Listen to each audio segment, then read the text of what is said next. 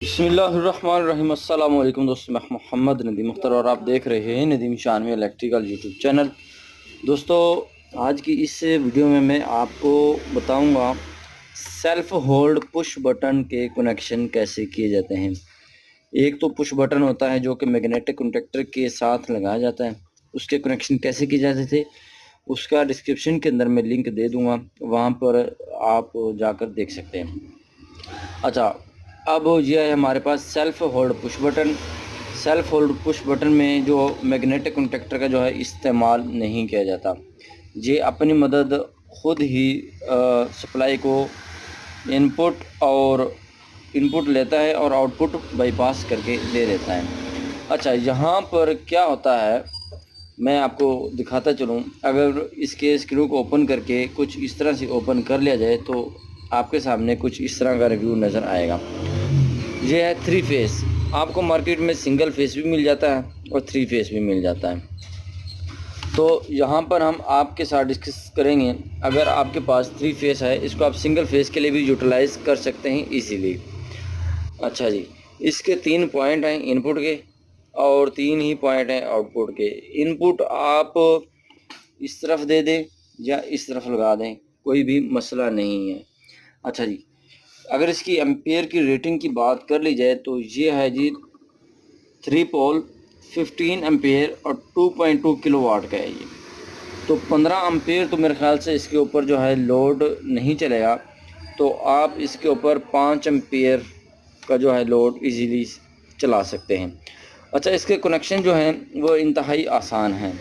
जैसे कि मैंने पहले बताया, इनपुट साइड इधर से लगाएं और आउटपुट यहाँ से ले लें। अब इसका जो फंक्शन है वो क्या होता है मैं आपको दिखाता हूँ। इसकी बैक साइड पर कुछ इस तरह से व्यू आएगा आपके सामने। अच्छा, यहाँ पर जब हम इसका ऑन वाला पुश बटन को प्रेस करेंगे तो इसका लॉक लग जाता है। ये यहाँ पर ये देखना, जो मैंने प्रेस किया, जिस लोहे की पतरी के साथ, ये वाली लोहे की पतरी जो है इसके साथ इसका लॉक लग जाता है और ये इसको दबा कर रखती है और जिसकी मदद से ये आपका जो है होल्डिंग हो जाती है, यानी कि मैकेनिकली इंटरलॉकिंग हो जाती है।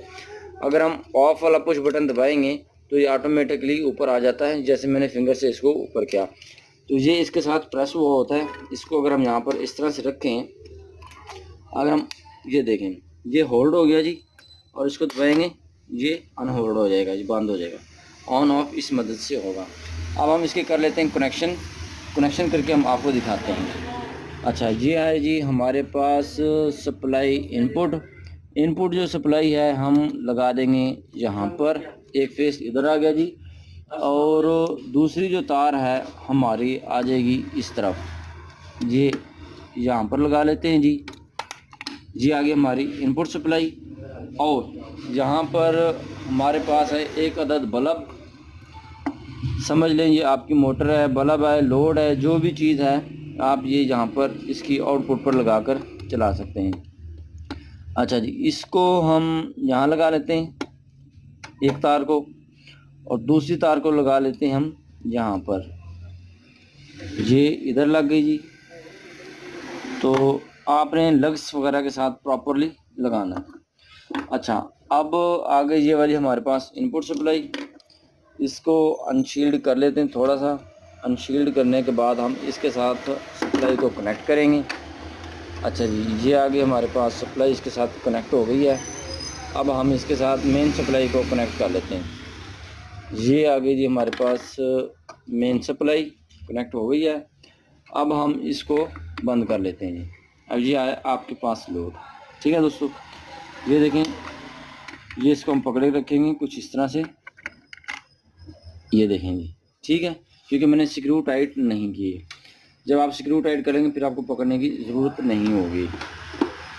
ठीक है दोस्तों, अब हम इसको बंद कर लेते हैं। ये देखेंगे बंद हो गया जी।